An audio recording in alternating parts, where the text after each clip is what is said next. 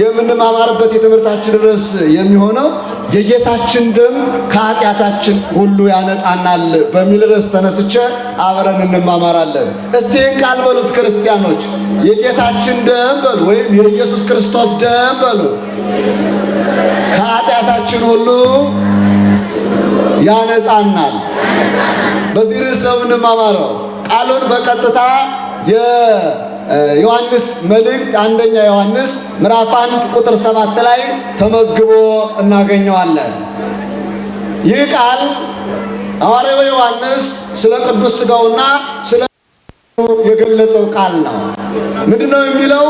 ወደሙ ለኢየሱስ ክርስቶስ ያነጻሃነ ማኅጣዊነ እምኩሉ ኃጣውኢነ፣ የኢየሱስ ክርስቶስ ደም ከኃጢአታችን ሁሉ ያነጻናል ይላል። ደሙ ከኃጢአታችን የምንነጻበት፣ ደሙ ከበደላችን የምንነጻበት ለፍጥረታት ሁሉ የፈሰሰ ደም ነው።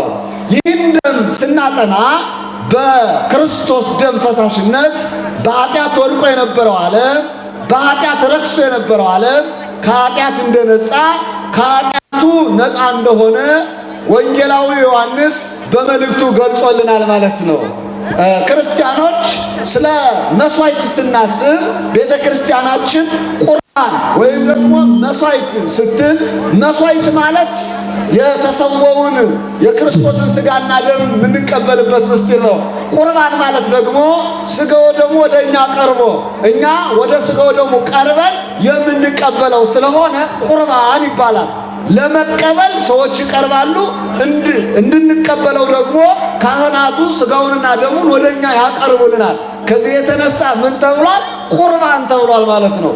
በእርግጥ ስለ መስዋዕቱ ስናጠና በብሉይ ኪዳን ብዙ መስዋዕቶች ነበሩ። ነገር ግን የብሉይ መስዋዕቶች ዓለም ሊድንባቸው ያልቻሉ መስዋዕቶች ናቸው።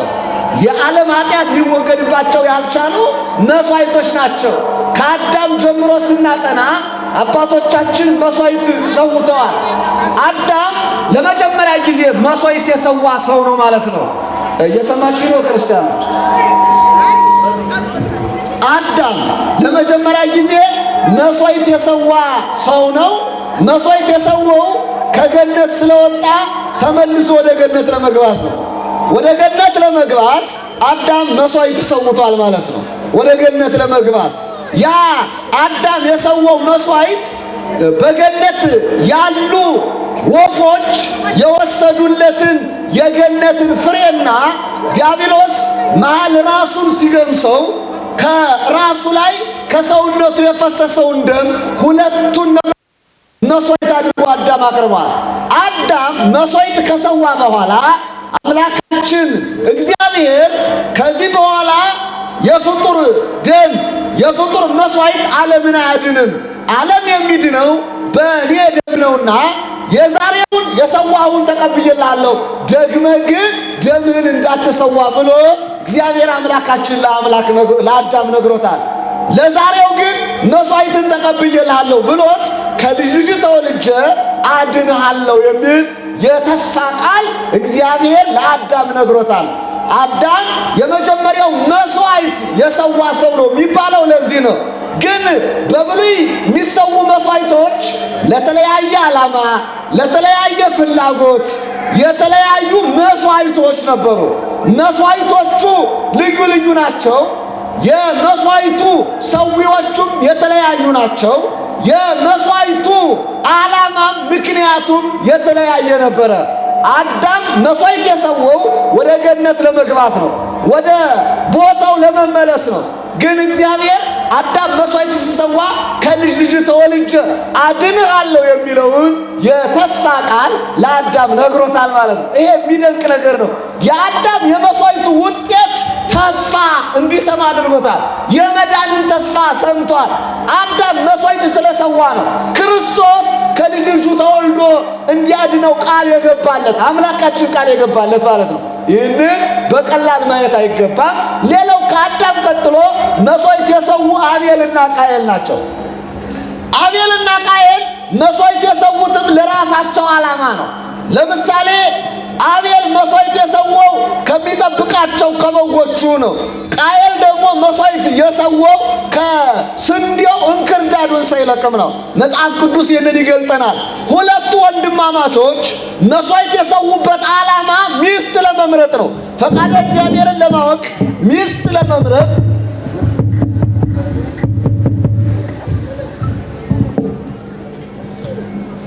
የእግዚአብሔር ፈቃድ እንደሆነ ለማወቅ መስዋዕት ሰውተዋል።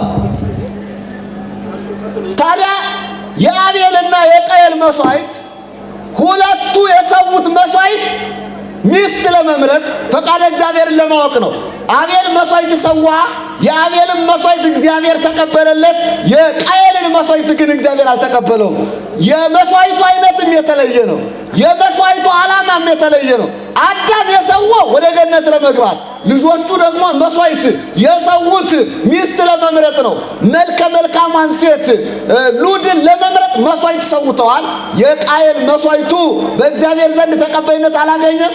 የአቤል መስዋዕቱ በእግዚአብሔር ዘንድ ተቀባይነት ስላገኘ አቤል መልከ መልካሟን ሉድን እንዲያገባ እግዚአብሔር ፈቅዶለታል። አባቱም ይህንን ያደረገ። የሚገርመው ግን በዚህ ምክንያት ሞት መጥቷል። ታሪኩ ሰፊ ነው። ነጥቡን ለማሳየት ነው። የኦሪቱ መስዋዕት ግዳጅ ፈጻሚ አይደለም የሚለውን ለማሳየት ነው። ከአቤልና ከቃየል ቀጥሎ መስዋዕት የሰዋ መልከጼዴቅ ነው። መልከጼዴቅ ኦሪት ዘፍጥረት ምዕራፍ 14 ላይ ተጽፎ እንደምናነበው መስዋዕት ሰውቷል። የመልከጼዴቅ መስዋዕቱ ደግሞ ምን አይነት ነው ብለን ስናጠና ስንዴና ወይንን ነው መስዋዕት አድርጎ ያቀረበው። የመልከጼዴቅ መስዋዕቱ ለአዲስ ኪዳን መስዋዕት ምሳሌ ሆኖ ቀርቧል።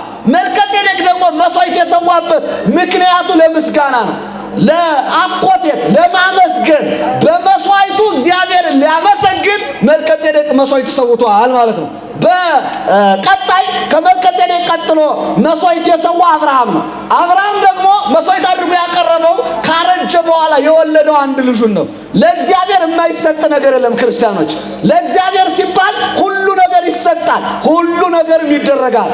አብርሃም ካረጀ በኋላ የወለደው ልጁን የእግዚአብሔር ወዳጅነቱን ለመቀጠል የእግዚአብሔር ወዳጅነቱን ለማረጋገጥ አብርሃም ይስሐቅን ሰውቶታል። ይስሐቅን በልቡ ሰውቶት በእርግጥ የእግዚአብሔር መስዋዕት ሆኖ ቀርቧል ማለት ነው። ይህ ሲባል ቢላውን አላሳረፈበትም፣ ግን በልቡ ወስኖ ለመሰዋት ወደ ተራራው ይዞት ወጥቶ ድንጋዩን ረብርቦ እሳቱን አንድዶ ስለቱን ስሎ ስለነበረ ሊሰዋው የመጨረሻ አንገቱ ላይ ሰይፍ ሊያስቀምጥ ሲል ከወደ ኋላው አብርሃም ድምፅ ሰምቶ የታሰረ በግ አግኝቶ ልጁን ትቶ በጉን ሰውቶታል ማለት ነው። ባጭሩ ግን አሁን የገለጥኩላችሁ ያሉት አባቶቻችን መስዋዕት የሰውት ለተለያየ ዓላማ ነው። አዳም ወደ ገነት ለመግባት መስዋዕት ሰውቷል። አቤልና ቃየል ሚስት ለመምረጥ መስዋዕት ሰውተዋል። መልከጼዴቅ ምስጋና ለማቅረብ መስዋዕት ሰውቷል።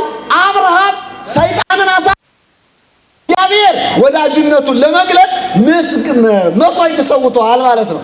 የሚገርመው ቃሉን ለመጠበቅ ደግሞ ዮፍታሔ መስዋዕት ሰውቷል። ዮፍታሔ የተባለው ሰው ጠላቶችን ድል አድርጌ ከመጣው መስዋዕት አቀርባለሁ ብሎ ተሳለ። ጠላቶቹን ድል አድርጎ ከመጣ በኋላ ጠላቶቹን አሸንፎ ሲመለስ መጀመሪያ ወጥቶ የተቀበለኝን እሰዋለሁ ብሎ ቃል ገብቶ ስለነበረ ተስሎ ስለነበረ ጠላቶቹን ድል አድርጎ ሲመለስ ዮፍታሔ አንዲት ሴት ልጅ ብቻ ነበረችው። ሴት ልጁ ከበሮ ይዛ እየዘመረች ተቀበለችው።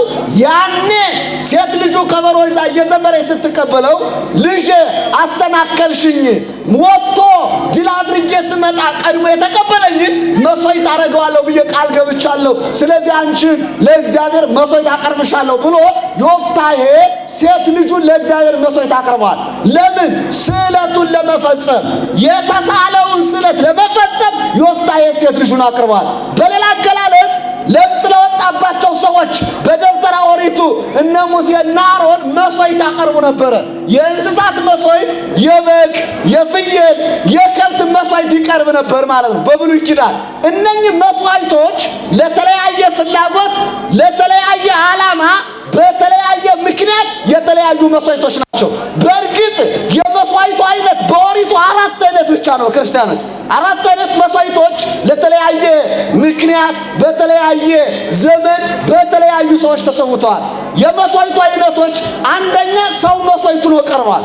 ለምሳሌ አዳም የራሱን ደም ስለሰዋ የሰው መስዋዕት ማለት ነው። እንደገና ደግሞ አብርሃምም ይስሐቅን መስዋዕት አድርጎ ስላቀረበ የሰው መስዋዕት፣ ዮፍታሔ ሴት ልጁን መስዋዕት አድርጎ ስላቀረበ የሰው መስዋዕት ነበረ። አንዱ ነው ሰው መስዋዕት ነው ቀርቧል ለእግዚአብሔር። ሁለተኛ ምን አይነት መስዋዕት ነው ብለን ስናጠና የእንስሳት መስዋዕት ነበረ። ለምሳሌ አቤል ያቀረበው መስዋዕት በግ ነው። እንደገና እነ ኤልያስም የከብት መስዋዕት አቅርበዋል። እነ ሙሴም የበግ የፍየል መስዋዕት በደብተራ ኦሪት ይቀርብ እንደነበረ ጽፈውልናል፣ ገልጸውልናል። እናም የእንስሳት መስዋዕት አለ ማለት ነው። ሁለተኛ ሶስተኛ የእህል መስዋዕት ነበረ። የእህል መስዋዕት እህሉ ስንዴው ቃየል መስዋዕት አድርጎ አቅርቦታል። እንደገና ደግሞ መልከጼዴቅ መስዋዕት አድርጎ አቅርቧል፣ ስንዴን ማለት ነው። የእህል መስዋዕት ነበረ። በአራተኛ ደረጃ የአትክልት የፍራፍሬ መስዋዕት ነበረ ማለት ነው። ለምን የፍራፍሬ መስዋዕት አዳምና መልከጼዴቅ ወይኑን መስዋዕት አድርገው አቅርበዋል። አዳም በገነት ካሉ እጽዋት ፍሬ ከደሙ ጋር ለውሶ መስዋዕት አድርገው አቅርበዋል። መልከጼዴቅም ወይኑን መስዋዕት አድርገው አቅርበዋል ማለት ነው። የመስዋዕት አይነቶች እነኚህ ናቸው በኦሪቱ። እነኚህ መስዋዕቶች ግን ግዳጅ ሊፈጽሙ የቻሉ አይደለም። ዓለምን ሊያድኑ የቻሉ አይደለም። የሰው ደም ቢፈስ፣ የእንስሳት ደም ቢፈስ፣ የእጽዋት ፍሬ መስዋዕት ነው ቢቀር፣ እንደገናም ደግሞ እህሎች መስዋዕት ነው ቢቀርቡ ዓለም ሊድን አልቻለም። መስዋዕቶቹ ሁሉ ጊዜያዊ ችግር ይፈቱ ነበረ። ከለምጽ ያድናሉ፣ የተገባውን ቃል ይፈጸምባቸዋል እንጂ የዘላለም ድነት ሊያመጡ የቻሉ መስዋዕቶች አይደሉም። እውነተኛው መስዋዕት ግን የሐዲስ ኪዳኑ መስዋዕት ነው። የነኚህ መስዋዕትነት አልፎ ብዙሃን ነቢያት ጻድቃን ሞቱ። ብዙ ነቢያት ጻድቃን ሞተው ሞታቸው አልጠቅም ብሎ ተሰውተው መስዋዕታቸው አልጠቅም ብሎ አንድ ክርስቶስ ግን ለዚህ ትውልድ መድኃኒት ሊሆን መስዋዕት ሆኖ መጥቷል። ወዘ ክርስቶስ እሰ አድኃነ ዓለመ፣ የክርስቶስ ደም ግን ዓለምን አዳነ ብሎ ሊቁ እንደገለጠው በደሙ ፈሳሽነት ዓለምን ለማዳን መድኃኔ ዓለም ክርስቶስ ቀራንዮ ላይ ደሙን አፍስሷል። ያ የፈሰሰው ደም እውነተኛው መስዋዕት የሐዲስ ኪዳኑ መስዋዕት የሐዲስ ኪዳኑ ደም ነው ማለት ነው። ይህንን ሲገልጥ ሐዋርያው በርዕስነት እንዳነሳሁት የኢየሱስ ክርስቶስ ደም ከኃጢአታችን ሁሉ ያነጻናል አለ። ከኃጢአት የሚያነጻ ደም ነው። በኦሪቱ የተሰዉ መስዋዕቶች፣ በኦሪቱ የፈሰሱ ደሞች ከኃጢአት የሚያነጹ አልነበረም። ከኃጢአት የሚያነጻ አንድ ንጹሕ ደም ነበረ። ያ ደም ኃጢአተኞችን የሚያነጻ፣ ያ ደም የረከሰውን የሚቀድስ፣ ያ ደም የወደቀውን የሚያነሳ፣ ያ ደም ለቅድስና የሚያበቃ ደም ነበረ። ያንን ቤተ ክርስቲያናችን ስጋውን ብሉ ደሙን ጠጡ እያለች የምትሰጠን ቀራንዮ ላይ ለድነት የፈሰሰውን ደም፣ ቀራንዮ ላይ የተቆረሰውን ስጋ ነው። የሰው ልጅ ከክርስቶስ ጋር ለመኖር በዘላለም ደስታ ለመኖር ስጋውን መብላት ደሙን መጠጣት እንዳለበት ግዴታ ቤተ ክርስቲያን ታስተምራለች ማለት ነው። ወደድንም ጠላንም ክርስቲያኖች ለመጽደቅ ስጋውና ደሙ መቀበል ግዴታ ነው። ክርስቲያን የምንሆነው በሶስት ነገሮች ነው። ሶስቱ ነገሮች ያልተፈጸመለት ሰው ክርስቲያን ሊባል አይችልም። አንደኛ ጥምቀት፣ ያልተጠመቀ ሰው ክርስቲያን አይደለም። ሁለተኛ ሜሮን፣ በሜሮን ያልታተመ ሜሮን ያልተቀባ ሰው ክርስቲያን አይደለም። ሶስተኛ ቅዱስ ስጋውንና ክቡር ደሙን የተቀበለ ሰው ነው ክርስቲያን የሚባለው። የተጠመቀ ሰው፣ በሜሮን የታተመ ሰው፣ ስጋውና ደሙን የተቀበለ ሰው ክርስቲያን ይባላል። እነኚህ ሶስቱ ምስጢራት ያልተከናወኑለት ክርስቲያን ሊሆን አይችልም።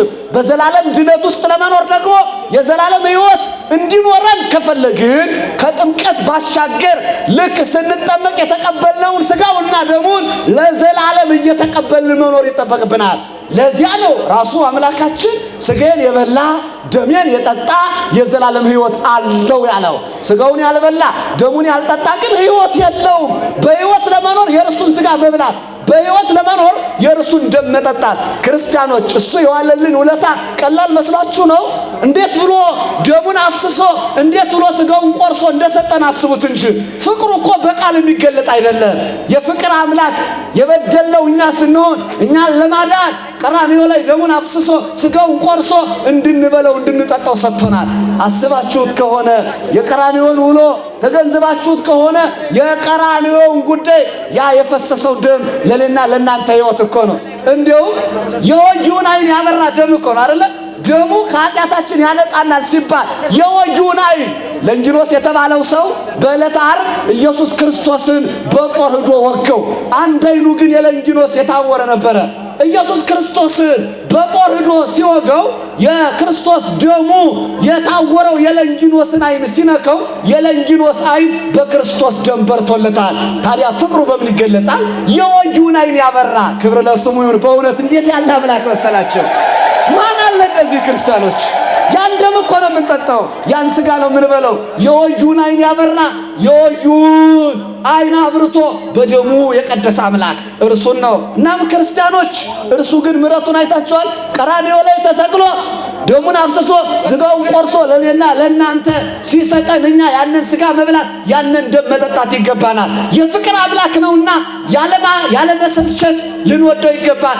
ያለ ማቋረጥ ስጋውና ደሙን ልንቀበል ይገባል። እንደዚያ ከሆነ ከኃጢአታችን ያነጻናል፣ ከኃጢአታችን እንነጻለን፣ በደሙ እንቀደሳለን ማለት ነው። ግን ሁሌም ባይኖራችሁ ማትረሱት አንድ ነገር ነግሬያችሁ ትምህርቱን ልቋጨው።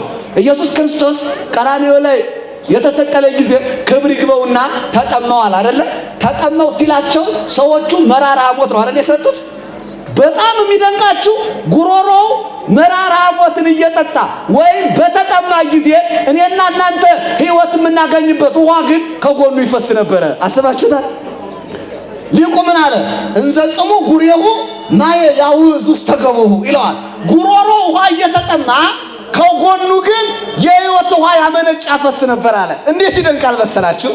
ከጎኑ የፈሰሰው ማየ ገቦ ተጠምቀን ልጅነትን የምናገኝበት ነው።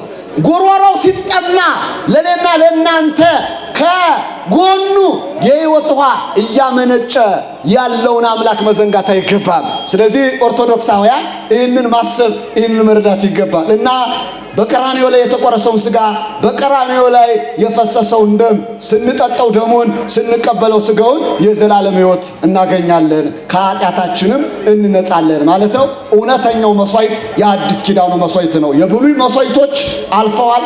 ኦሪት አለፈች የሚባለው ሥርዓተ መስዋዕቱ ነው። ሥርዓተ መስዋዕቱ እንጂ ኦሪት ቃሉ የእግዚአብሔር ቃል አላለፈም። ያለፈው ሥርዓተ መስዋዕቱ ነው።